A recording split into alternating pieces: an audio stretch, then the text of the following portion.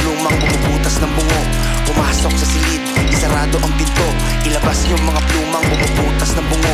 Pumasok sa silid, isarado ang pinto. Ilabas yung mga plumang bumubutas ng bungo.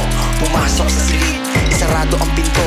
Ilabas yung mga plumang bumubutas ng bungo. Yung kama ko po straight sa face, harap ang pasin ang case. Hindi natin pan yung taste, kaya din rap bigla yung bass. Sobrang angas ang datingan, partida walang pace. Dadating ang sobrang smooth, aalis na walang trace. Yung lupit ay natural, di kailangan na pilitin. Alam mo pang ubusan, kahit na hindi sabihin. Yung kulit pang wasakan, di sadya yung tinitiri. Natatag ng hagupit sa influensya, di bitin. Pinili maging marahas, paglapag ko sa silid.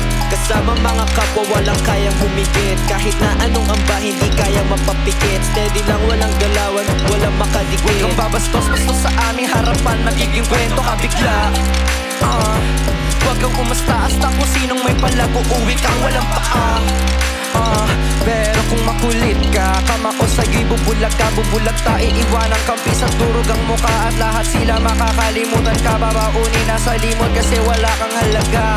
Nabubulok na yung katawan, patapa sa lupa na lang. Wala sa kawala na, bibilang na lang ng ilang linggo. Walang bilang na nilalang sa panahon ng paglulok. Sa loob ng ataol ay bingguhan. Ako ang lason sa iyong utak, ako ang kadiliman. Ako ang tagahalo ng balat sa dinalupan. Ako ang dilubyong papalapit sa'yo. Ako ang arkitektong sa katapusan mo'y nagdisenyo. Ako'y demonyo, bitukay halang mga boses ko sa utak. Oras mo ang binipilang at ni Kristo isinilang. Panibagong nilalang, ito ang pagdating ng Mesaya na hibang.